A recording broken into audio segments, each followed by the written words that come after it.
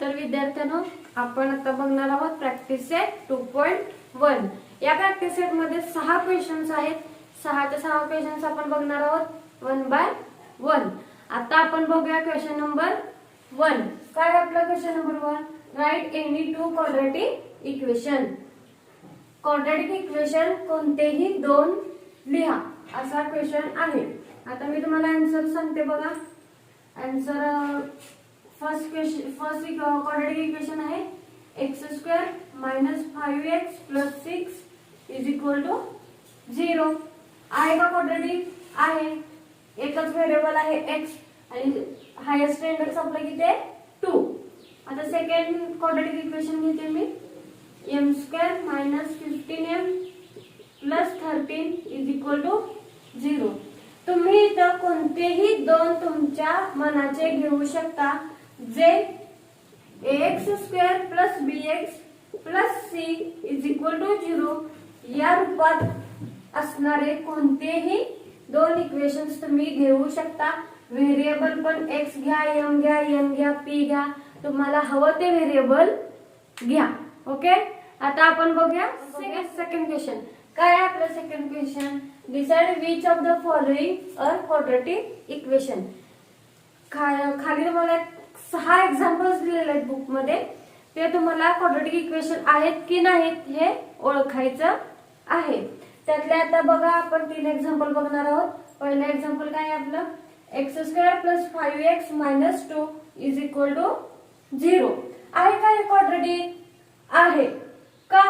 कारण की only one variable x and maximum index is 2. मग हे लिहिणार कसं? डायरेक्टली तुम्ही लिहिणार का given equation is a quadratic equation? नाही. का? तर त्याला रिझन द्यावं लागतं का क्वाड्रॅटिक इक्वेशन आहे ते. नाही दिला तर तुमच्या एक्झाम मध्ये मार्क कट होतो. मग ते कशा पद्धतीने लिहायचं? In this equation there is only one variable x and maximum index is 2. Therefore, given equation x² + 5x - 2 = 0 is a quadratic equation. ह्या अशा पद्धतीने लिहायचं असतं एक्झाम मध्ये. Directly it is a quadratic equation लिहायचं नाही, मार्क कट होतो. Okay. Second example बघूया. आपलं काय आहे second example? y² = 5y - 10.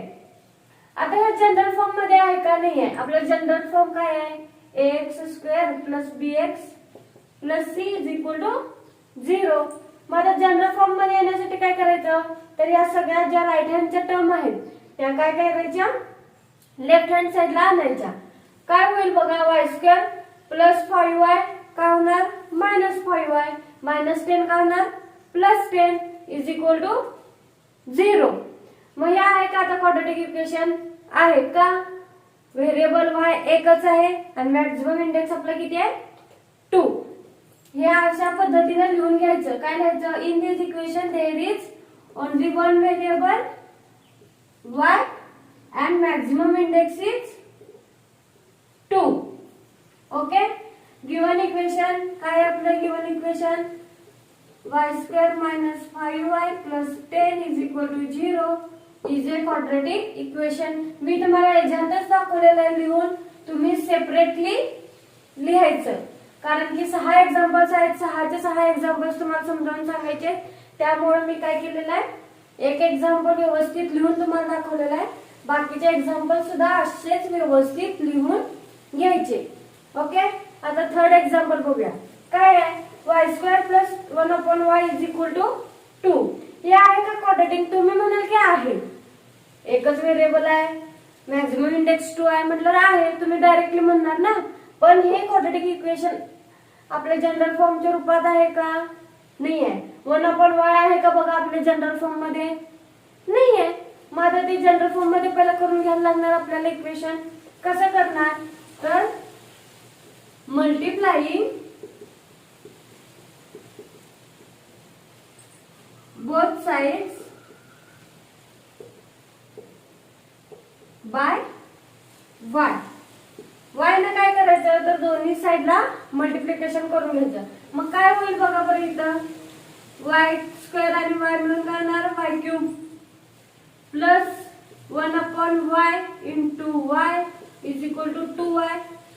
Y y काय होणार कॅन्सल होणार, मग y cube plus 1 is equal to 2y.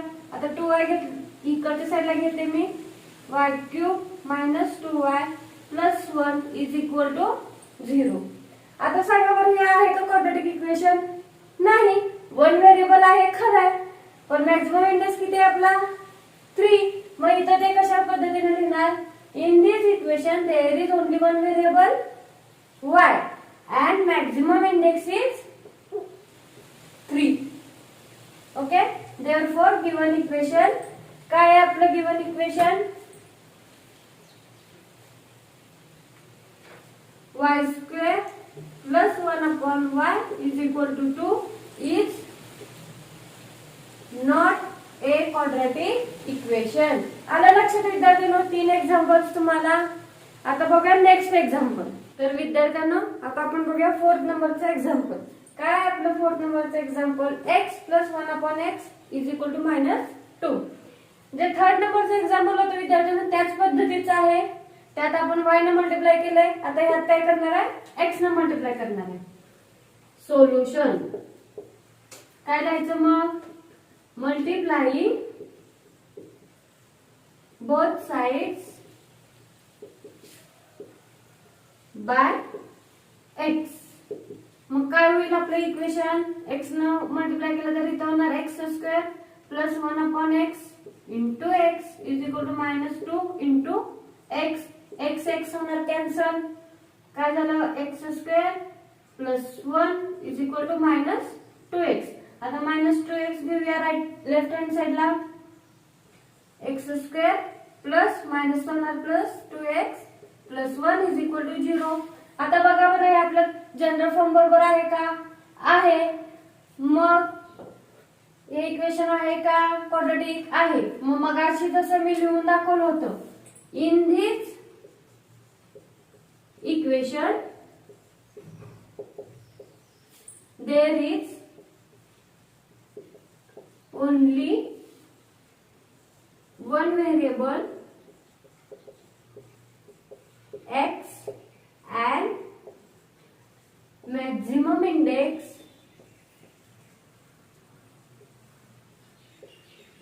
is 2. Therefore given equation is quadratic equation. Okay, लक्षात आलं विद्यार्थ्यांना 4th नंबरचं एक्झाम्पल. आता बघूया 5th नंबरचं. काय आहे? m+2 into m-5. आता हे कसं एक्झाम्पल सॉल्व्ह करणार? तर पहिल्यांदा काय करायचं? ब्रॅकेट सॉल्व्ह करून घ्यायचे. m न मल्टिप्लाय करून घेऊया या ब्रॅकेटला, नंतर 2 न मल्टिप्लाय करून बघायचं. Solution m into bracket m-5 plus 2 into bracket m-5 is equal to 0. आता m ना आत ब्रॅकेट न मल्टिप्लाय करून घ्या. m इंटू m काय होणार? m² m into 5 -5m plus 2 न मल्टिप्लाय केलं 2m -2 5 जा 10 is equal to 0. Therefore m² minus plus काय होणार? मायनस. मग -5 प्लस 2 काय होणार? 3. आणि मोठ्या संख्येचं चिन्ह काय आहे? वजा. म्हणताना काय आलं? -3m आणि हे -10 इज इक्वल टू 0. आहे का क्वाड्रॅटिक इक्वेशन? आहे. का आहे? एकच व्हेरिएबल आहे m आणि मॅक्सिमम इंडेक्स आहे 2. मग लिहिणार कसं? In this equation there is only one variable m and maximum index is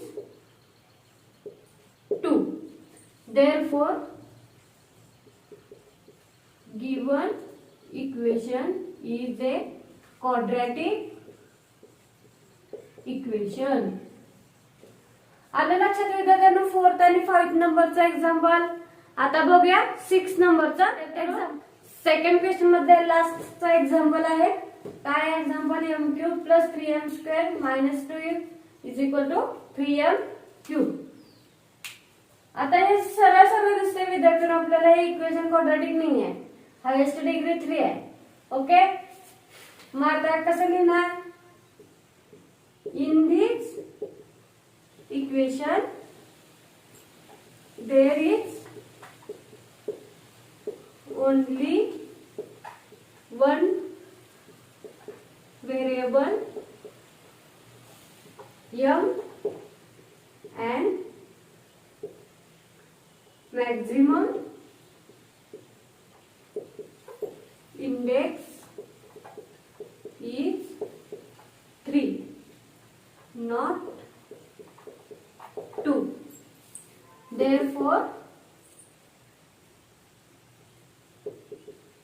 given equation is not a quadratic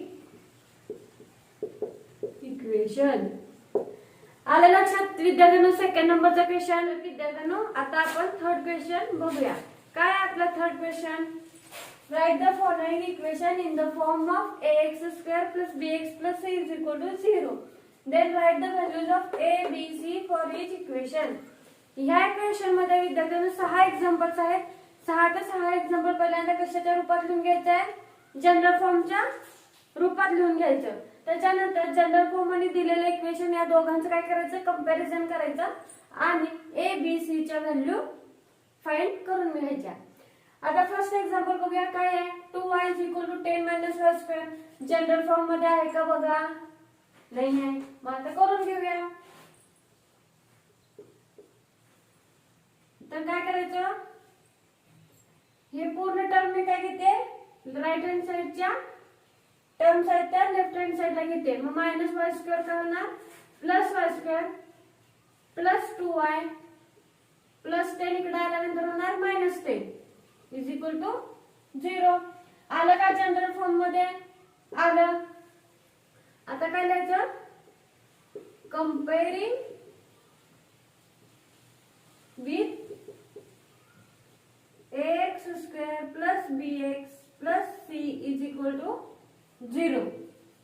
मग बघा कंपेअर करा. स्क्वेअरची टर्म इथं आहे. याचा कोएफिशियंट काय आहे? a. मग याचा कोएफिशियंट काय येणार? 1. मग काय येणार? a is equal to 1.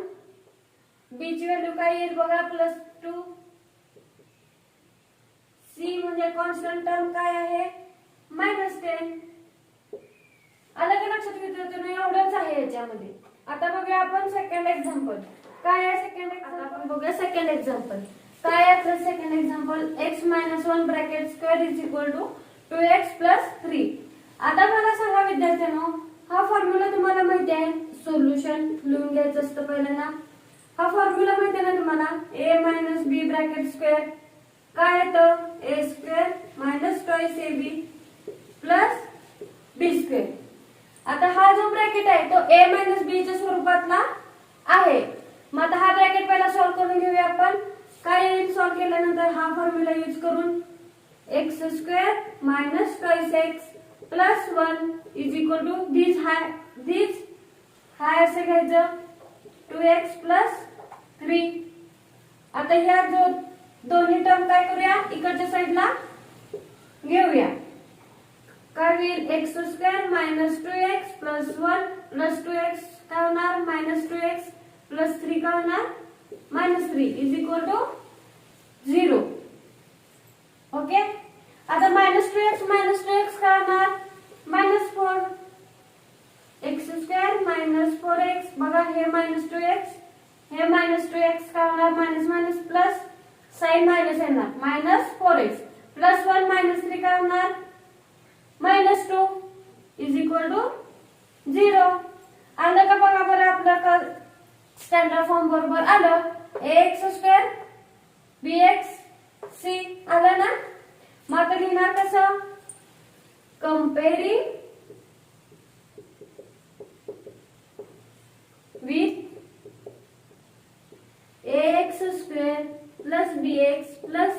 Is equal to 0. मग याची व्हॅल्यू काय मिळाली आपल्याला 1. बी ची व्हॅल्यू काय मिळाली -4 आणि सी ची व्हॅल्यू काय आली -2. आलं लक्षात विद्यार्थ्यांनो सेकंड नंबरचं एक्झाम्पल. आता बघूया थर्ड नंबरचं एक्झाम्पल. इथंच घेते मी. थर्ड नंबरचं एक्झाम्पल काय आहे आपलं x² plus 5x is equal to minus into bracket 3 minus x. Solution x² plus 5x minus sign ना आत -1 ना आत काय करून घेऊया मल्टिप्लाय करून घेऊया. काय येईल -3 मायनस मायनस प्लस x.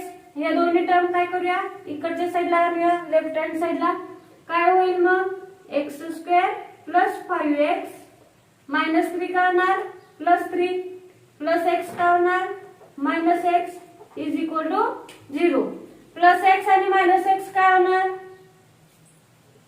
काय होईल प्लस मायनस मायनस मोठ्या संख्येचं चिन्ह अधिक 4x प्लस 3 आहे का जे आपल्या जनरल फॉर्म बरोबर आहे. मग आता काय करायचं comparison. Comparing with ax² plus bx plus c is equal to 0. मग याची व्हॅल्यू काय मिळाली 1. बी ची व्हॅल्यू काय मिळाली 4. सी ची मिळाली 3. सोपं आहे खूप सोपं आहे. तर बघूया आपण फोर्थ नंबरचा एक्झाम्पल. काय example 3m² is equal to 2m² minus 9. Solve करूया. या सगळ्या टर्म मी काय करते लेफ्ट हँड साइडला घेते.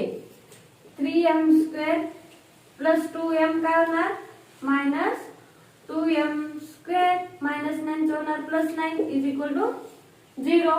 3m² मायनस 2m² काय होणार m² plus 9 is equal to 0.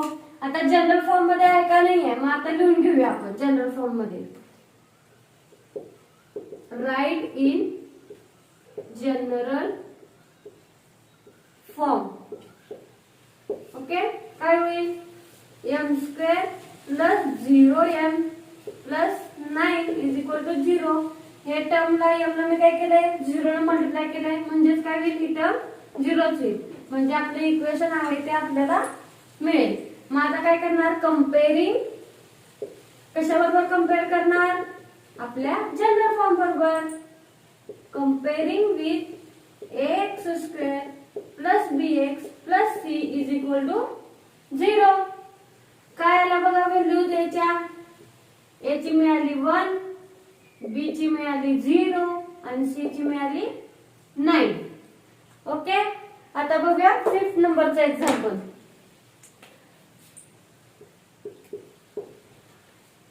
काय करायचं p ना आत मल्टिप्लाय करून घेऊया. काय होईल 3p plus 6p² is equal to -5. आता -5 मी घेते इकडं 3p plus 6p² plus 5 is equal to 0. Minus आहे इकडे आल्यानंतर होणार प्लस. आता बघा जनरल फॉर्म मध्ये लिहून घ्यायचं आपण. कसं लिहून घेणार पहिला स्क्वेअरची टर्म लिहून घेतली 6p² नंतर 3p plus 5 is equal to 0. आता कंपेअर कशाबरोबर करायचं तर ax² plus bx plus c is equal to 0 म्हणजेच आपल्या स्टँडर्ड फॉर्म बरोबर. Comparing with ax² plus bx plus c is equal to 0. मग a ची व्हॅल्यू काय मिळाली आपल्याला 6. b ची काय मिळाली 3 आणि c ची मिळाली 5. समजलं फोर्थ आणि फिफ्थ एक्झाम्पल. आता बघ 6 नंबरचा एक्झाम्पल जो हे एक्झाम्पल थर्ड क्वेश्चन मधलं लास्ट वन आहे. Solution x² minus 9 is equal to 13. हे आपलं आहे एक्झाम्पल.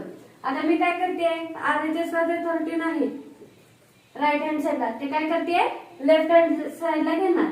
मग काय होईल x square minus 9 plus 13 becomes minus equal to 0.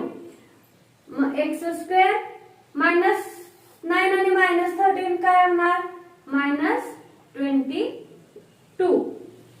Okay. आता हे आपल्या जनरल फॉर्म मध्ये आहे का नाही आहे.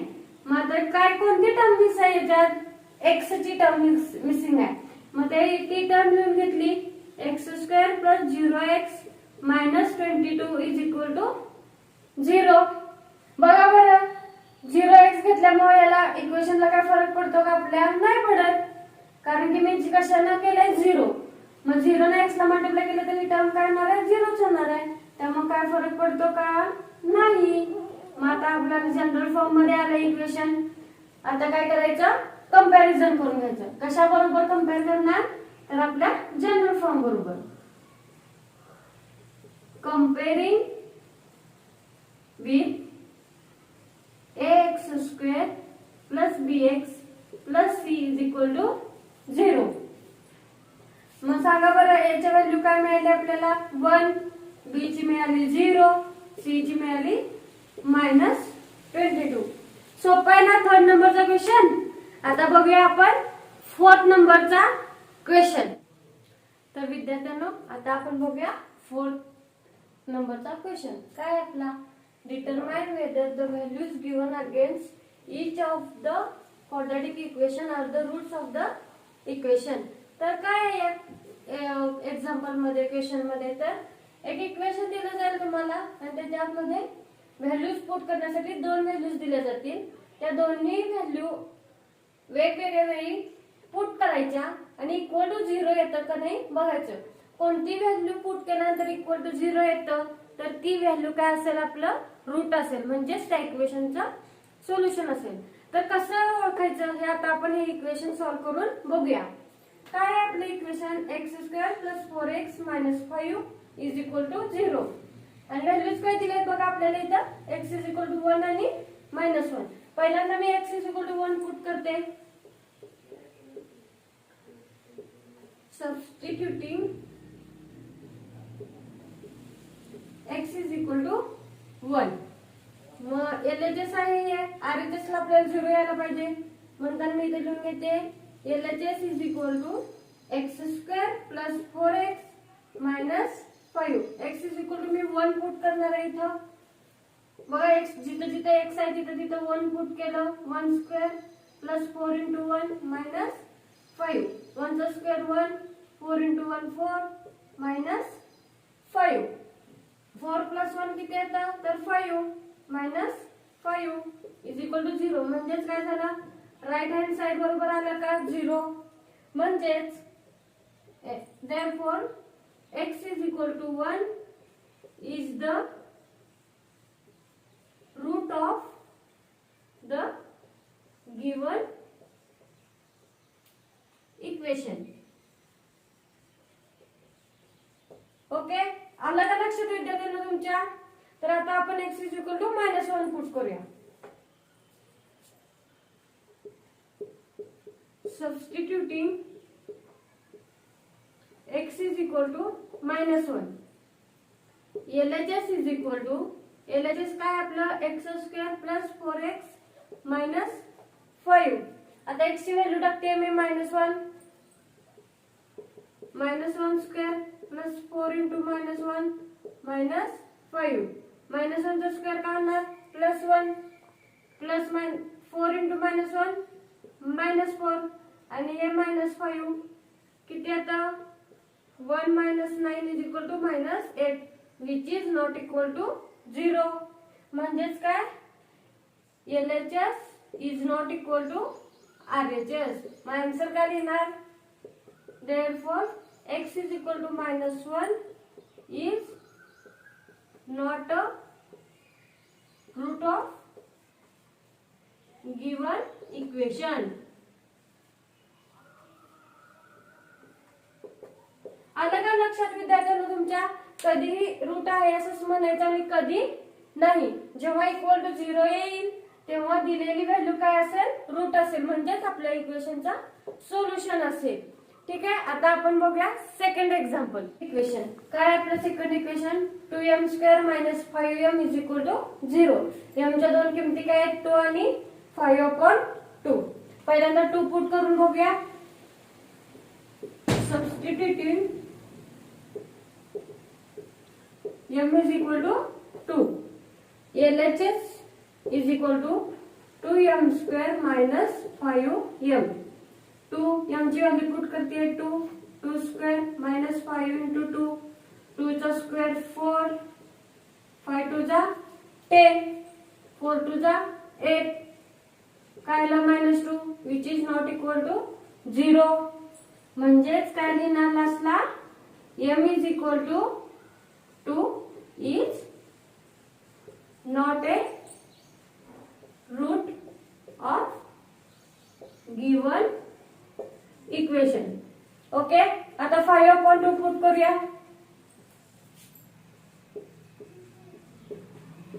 सबस्टिट्यूटिंग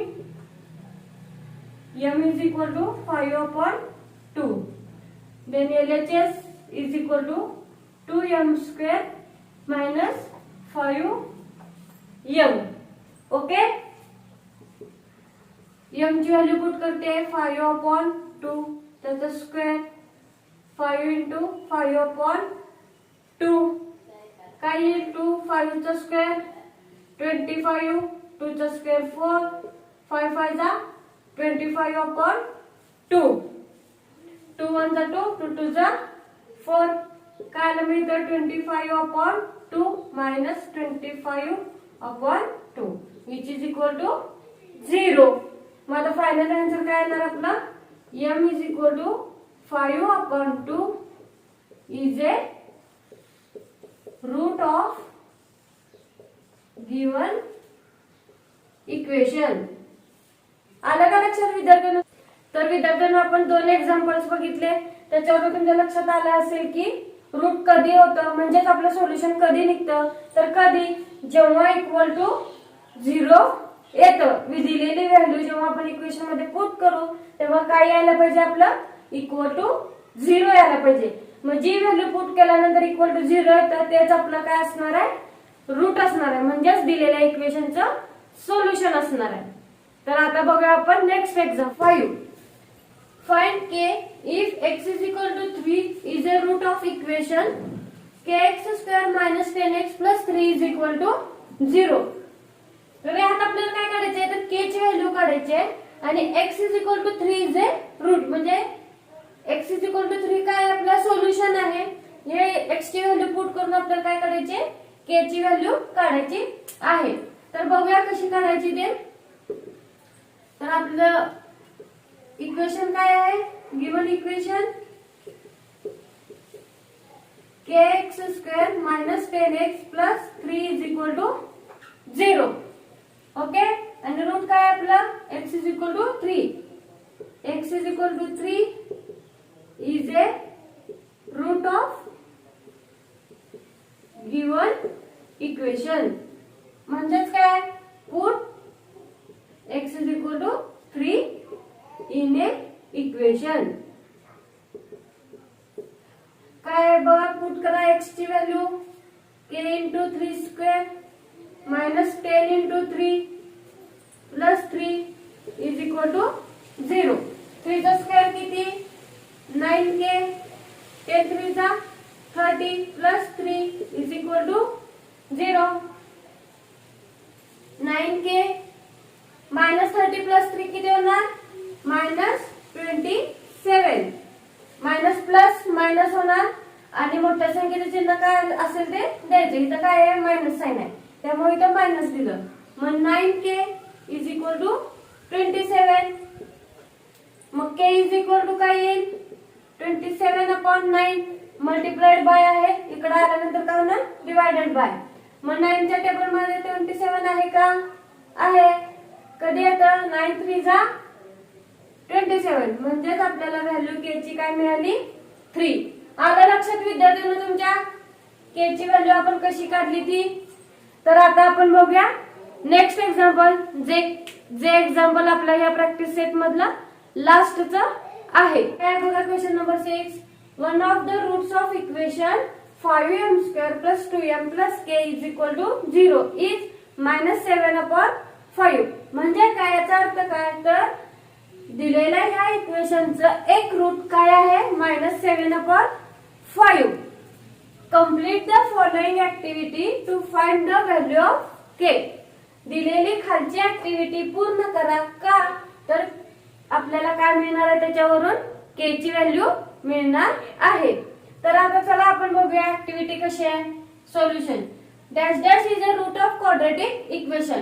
काय आहे आपलं रूट, -7/5. मग ते इथं लिहिलं -7/5 is a route of quadratic equation 5m square plus 2m plus k is equal to 0. Put m is equal to काय पुट करणार, तर ही व्हॅल्यू पुट करणार. रूट आपलं -7/5 इन द इक्वेशन. कोणत्या इक्वेशन मध्ये, तर या इक्वेशन मध्ये पुट करणार आपण. 5 into -7/5 चा स्क्वेअर प्लस 2 into -7/5 प्लस k इज इक्वल टू 0. आता मला सांगा, तर विद्यार्थ्यांना m ची व्हॅल्यू कुठे टाकायची आपल्याला, तर दिलेल्या इक्वेशन मध्ये जिथे जिथे m आहे तिथे तिथं m ची व्हॅल्यू पुट करायची. इथं k पुट केलेली आहे आपण m ची व्हॅल्यू.